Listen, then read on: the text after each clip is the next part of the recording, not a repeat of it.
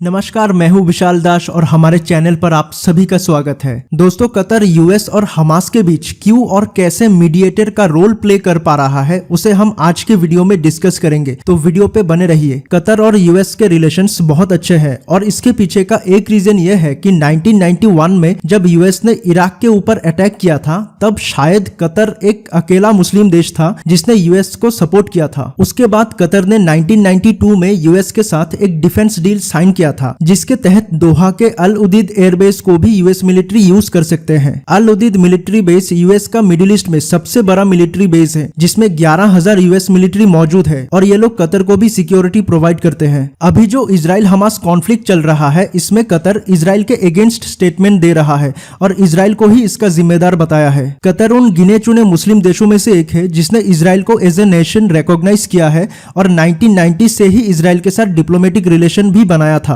लेकिन at the same time Qatar फिलिस्तीनियन और specially Hamas को भी सपोर्ट करता है। कतर गाजा में power needs, public salaries, official use के लिए अपार्टमेंट्स और स्कूल्स के लिए फंड प्रोवाइड करता है। हमास को सबसे ज्यादा फंडिंग कतर प्रोवाइड करता है जिसके वजह से दोनों के बीच रिलेशंस बहुत ही अच्छे हैं। इसीलिए इस इजराइल और हमास कॉन्फ्लिक्ट को सॉल्व करने के लिए कतर मीडिएटर का रोल प्ले कर रहा है, क्योंकि कतर हमास और यूएस दोनों के साथ अच्छा रिलेशन शेयर करता है और कतर के वजह से ही हमास ने 22 अक्टूबर को 4 अमेरिकन इजरायली हॉस्टेजेस को रिलीज कर दिया था, जिसके वजह से यूएस सेक्रेटरी एंटनी ब्लिंकन ने कतर को अप्रिशिएट किया फॉर प्लेइंग ए मिडिलमैन। 1971 में जब ब्रिटिशर्स ने कतर को आजादी दिया था तब कतर का रेलेवेंस जियोपॉलिटिक्स में बहुत ही माइनर था। कतर भी ऑयल प्रोड्यूसर कंट्री है और जियोपॉलिटिक्स में सऊदी अरबिया को फॉलो करता था। लेकिन 1990s में जब कतर ने अपनी मैसिव नेचुरल गैस रिजर्व्स को डिस्कवर किया तब से कतर की इकोनॉमी को एक मेजर बूस्ट मिला था। लास्ट 40 इयर्स में कतर का गैस रिजर्व 10 गुना से भी ज्यादा ग्रो किया है और इसी वजह से कतर दुनिया का 3rd largest natural gas producer देश बन गया है। भारत और कतर के बीच 15 बिलियन यूएस डॉलर का ट्रेड होता है जिसमें 13 बिलियन यूएस डॉलर का तो हम सिर्फ एलपीजी और एलएनजी गैस खरीदते हैं। गैस रिजर्व्स मिलने से पहले कतर आइसोलेशन की पॉलिसी से चलता था,